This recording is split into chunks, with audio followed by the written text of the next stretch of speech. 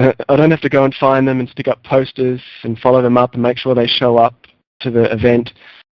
The retreat gives me a venue, puts the people in front of me, and I get to tell them about Alexander Technique, or as the case is at the moment, I run a breathing workshop. We call it breathing, but it's really all about the Alexander work. So nowadays, I get paid by this organisation for the one-on-one lessons, but my main joy is being able to reach 50 people every single week. And in the old days when I was in Melbourne and I had to organise those sorts of introductory groups myself, it took a lot of work, a lot of work, a lot of stress to run those introductory groups in different venues all around the CBD, and then get maybe one or two or three people come for private lessons. So nowadays I'm really enjoying being able to be put in front of a group, and it takes me very little effort. I just have to show up, the people are there, and I get to do my group presentation every single week, and I'm actually loving that. How many teachers in Australia would you guess make their primary living from Alexander Technique? I could probably count them on one hand. I think there's probably 130 or 140 within members of the AUSTAT, the Australian Society. There's probably double that number of people who've qualified as teachers, but goodness me, the number of people that work full-time as teachers. And of course AUSTAT isn't the only organisation, there's a couple of others. ATI has a few members, and also there is ATE, which is another group of teachers who have come via more of a Carrington plan, and that they don't belong to AUSTAT. I can't speak for them, but yeah, my opinion, I think I'd be able to count the number of full-time Alexander teachers on one hand. Why do you think you've been able to make a go of it while most of your peers who would like to teach just don't have many students? Well, I hold myself responsible to a certain extent that those other people aren't getting students, because that was my intention when I trained. It was my mission to create enough demand for Alexander Technique so that when a person graduates from their training school, their phone starts ringing. That if they don't want to go out and talk to groups of people, like I love doing it, I love being in front of groups of people, but if they don't want to do that, then the phone's ringing anyway. And that has been my intention for many, many years upon graduation. In fact, in my third year of training, I said to David, look, if I represent myself as your training school representative, can I go out and start making contacts with people? You know, the Massage Association, or the osteopaths at Victoria University, or reflexologists. He said, of course.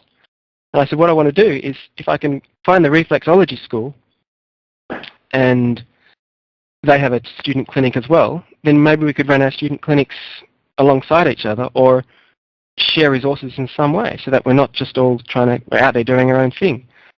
He said, great, do that. So that's what I did right throughout my third year, because in my first year of graduation, I didn't want to, wake up one morning and think, oh, I'm not at school anymore, oh, now I have to start from scratch. So throughout my third year, I was making contacts, and I was doing it not because I couldn't teach, but I could do it on behalf of the Alexander Technique Training School. And that's where it started. I intended to not create enough work just for me. I wanted to be so much work coming in from Alexander that these people that aren't wired the same way as I am could graduate, have the phone ringing off the hook, and just get to business. Get to the business of helping people that need the help.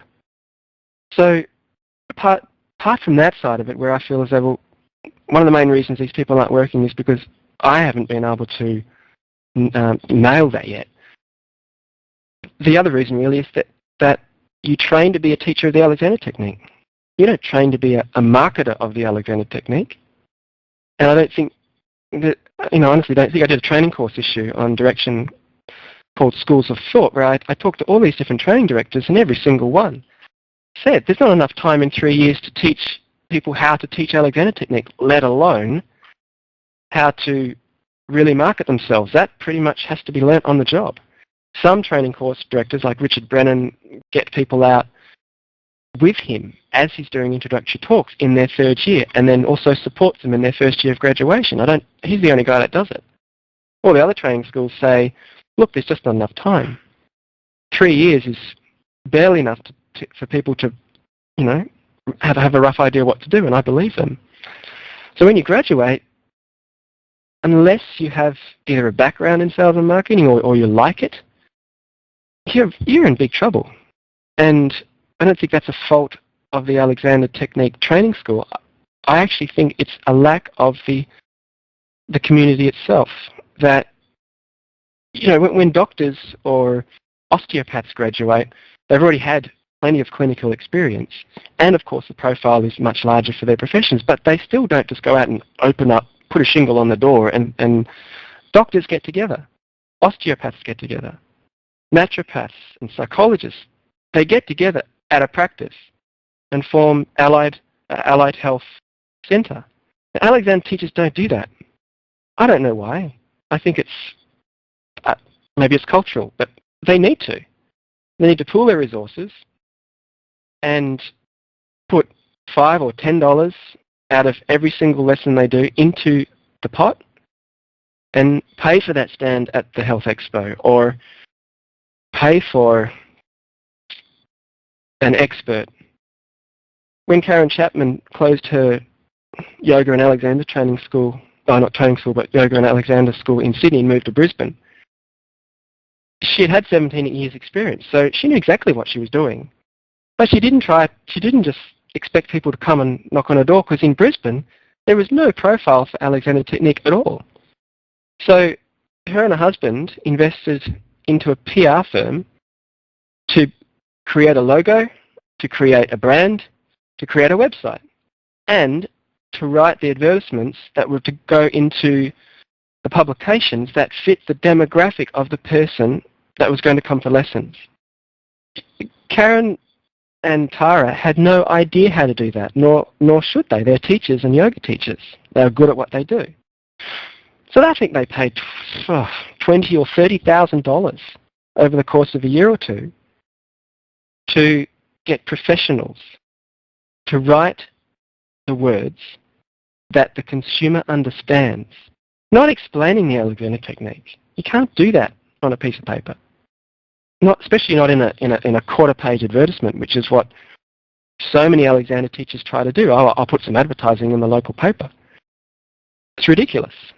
So what they did is they spent all this money on a PR firm, and it wasn't even so. It wasn't simple. It wasn't easy. It took them the first year or two to get going, but they hit the ground running because the general public were learning about the benefits of studying or coming to see them, rather than what is the Alexander Technique. They call their business thebackschool.com.au and got the PR firm to do the work for them so they could focus on being teachers. Now, the reason I believe Alexander Technique teachers are not doing this as a profession in Australia is they're not getting together and doing this kind of thing collectively. Whether or not a society can do that, I think it's just too fraught. I was the treasurer of OSTAT for 2 years, and it was, my mission was to free up, open the coffers and get the money out of the bank and out into the public arena, Alexander Awareness Week and those sorts of things. But with a society, there's so many different influences, so many people on committees and all of that, it's just so difficult. I think it's so much simpler. Call up the local teachers in your area, as they do in Washington, D.C. There's a bunch of teachers that get together there and cooperatively market themselves to the public. It's just the logical thing to do, and I don't know really why Alexander teachers in Australia have never done it. But, for my 2 cents worth, that would be the thing that I recommend